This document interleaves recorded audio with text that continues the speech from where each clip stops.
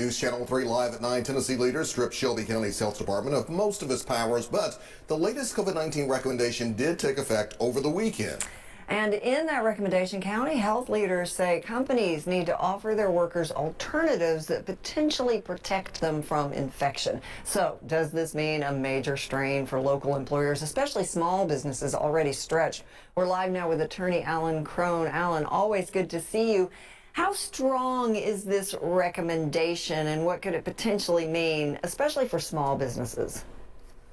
I think it's a pretty strong recommendation. I think the experience most of my clients have had with the Omicron variant is that it's very virulent in that it spreads very quickly. I can tell you my law firm has been decimated with folks getting COVID, and it spreads very quickly. If you're vaccinated, I think the ramifications are pretty minor, but it can really hurt productivity. So I think small businesses particularly have to look at protecting their workforce. So, Alan, with that in mind, we were talking about the small businesses. What about the individual? What about the employees themselves? What rights do I have to say, I do prefer to work from home, or maybe I don't want to work from home and want to come into the office because it's a little less inconvenient for me to be at home than be at work? How do you see it there?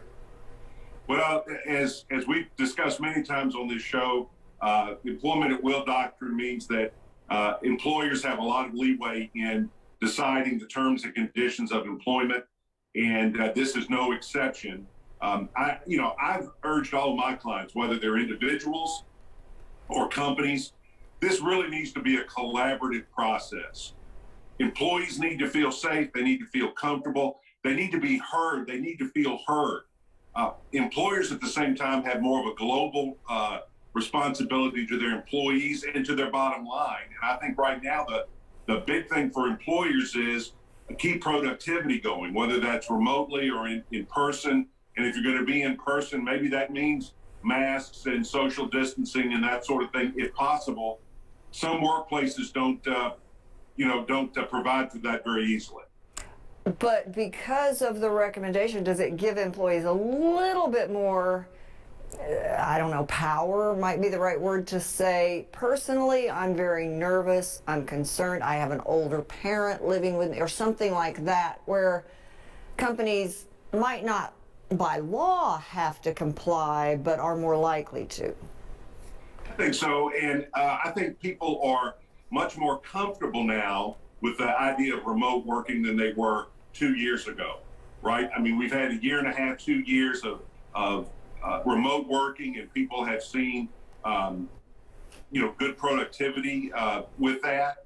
And I think you just got to work together to get those outcomes. In terms of being able to force an employer, most people don't have that ability, but I certainly think everybody's still in a mode of trying to work together on this. Gotcha. And Alan, does it appear that that employees have a little bit more rights or a little bit more say in this these days? Or who kind of has the upper hand, the companies or the worker? Well, I think because of the shortage of workers do have more bargaining power than they have in the past.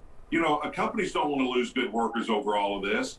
And so I think there's a spirit of collaboration. I wouldn't put that bit in my teeth and start demanding all sorts of things. But I think most companies want to keep their workers happy and want to, keep them safe and healthy, but also make sure they're comfortable in their environment. Well, speaking of communication issues, because that sounds like the key, are there rules governing a company's need to let employees know if another employee has tested positive or one of their family members has, because there's privacy issues surrounding this?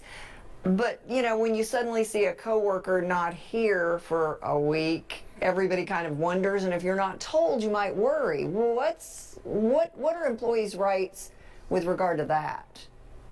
Well, it's with contact tracing and that sort of thing, it's those barriers are not what they used to be.